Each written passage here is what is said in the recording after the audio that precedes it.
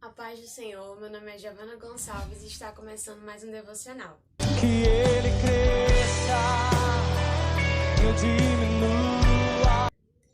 Bom, para a nossa reflexão de hoje, eu gostaria de deixar uma passagem que se encontra lá em Atos, capítulo 5, e alguns versículos em especial. Mas antes de deixar esses versículos e a gente refletir um pouco sobre eles, eu gostaria de falar sobre o contexto dessa passagem.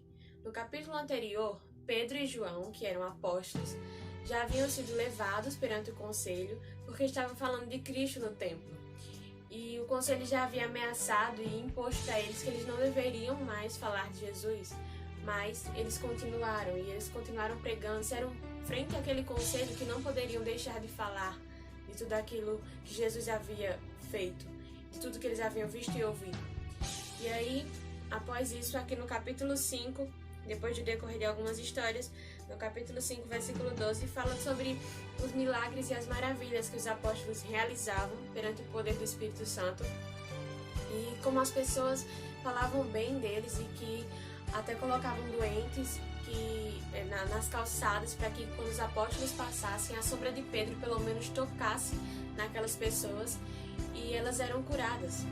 Então o grande sacerdote e os seus companheiros, eles sentiram inveja, ficaram enciumados com aquela situação pelo poder que os apóstolos tinham. E aí prenderam eles, levaram eles para a cadeia, prenderam eles lá. E à noite um anjo foi, visitou, abriu a cadeia e libertou eles e disse: vão, continuem pregando. E eles continuaram na manhã seguinte. E o conselho mandou que guardas fossem pegar pegar os discípulos para levá-los e eles poderem discutir frente ao conselho superior, mas quando eles chegaram lá, viram que a cadeia estava bem fechada, que os guardas estavam lá, mas que os apóstolos não estavam lá. E aí o conselho ficou indignado sem entender aquela situação, e então uma pessoa chega para ele e fala que eles já estavam no templo pregando, eles já estavam lá falando de Jesus de novo. E aí eles vão, pegam os apóstolos e trazem eles para frente do conselho e indagam, perguntando para ele por que eles continuaram, se eles já haviam ameaçado, se eles já haviam falado, por que eles estavam continuando pregando, por que eles não estavam obedecendo. E a resposta de Pedro e os apóstolos é que eles obedecem a Deus e não obedecem a eles. E ele dá uma resposta muito dura com o conselho.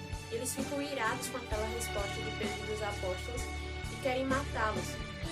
Mas aí Gamaliel, que é um membro do conselho, se levanta e pede: não, vamos deixar que o tempo resolva isso. Tantas outras pessoas já se levantaram, já causaram rebeliões, ajuntaram pessoas, seguidores, mas sempre que elas morriam, isso acabava. Vamos deixar que o tempo dê conta disso, porque se isso for uma obra humana, vai passar. Mas se for uma obra de Deus, nós não podemos lutar contra Deus. Então o conselho aceitou a opinião de Gamaliel, e os últimos 3 versículos do capítulo fala assim, versículo 40, 41 e 42. Então, chamaram os apóstolos e os chicotearam, e aí mandaram que nunca mais falassem nada a respeito de Jesus. Depois os soltaram.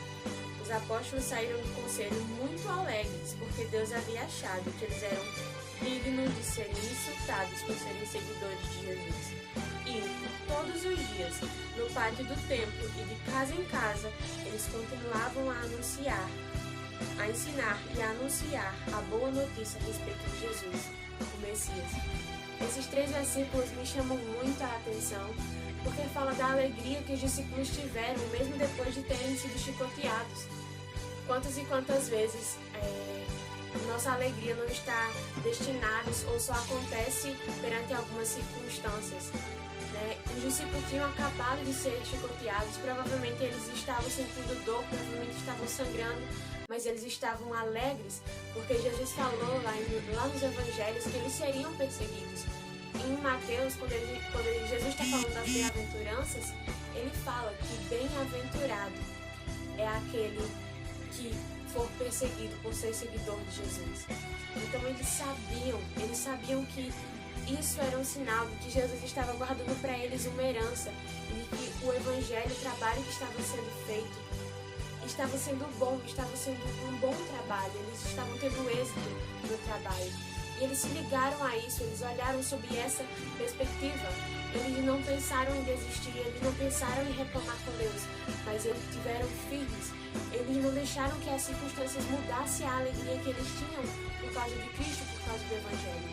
E quantas vezes a nossa alegria está tão passageira, nós não conseguimos nos manter felizes e firmes quando alguma tribulação, alguma aflição vem. E nos ligamos, preferimos nos ligar à dor, nos ligar ao momento ruim, do que nos lembrar que nós temos um Salvador e que há uma recompensa preparada para aqueles que se manterem firmes. Se mantiverem firmes, que nós venhamos manter essa alegria, nós venhamos saber que o nosso Pai tem algo maior para nós. Os discípulos estavam vendo sob essa perspectiva.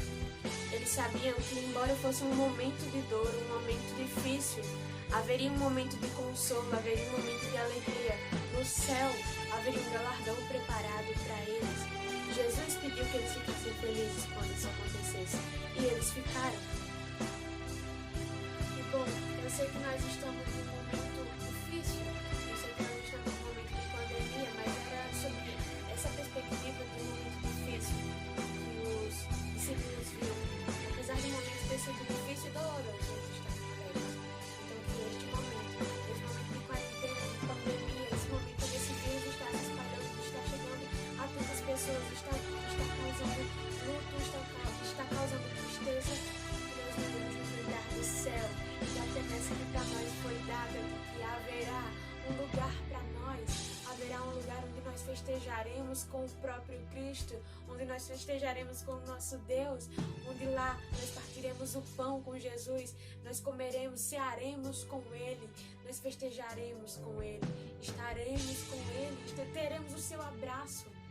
Que essa seja a nossa esperança em meio a esse momento de dificuldade, que jamais os nossos olhos se cansem de olhar para o céu, porque é isso que essa pandemia traz para mim, é a esperança. E que nós venhamos sempre manter os nossos corações atentos a isso e ligados a essa palavra, a essa promessa, para que essa alegria que temos não seja passageira, mas que Cristo nos faça ter uma alegria perene, uma alegria que independe dessas circunstâncias, se elas são boas ou são ruins, mas que essa alegria invada o nosso coração.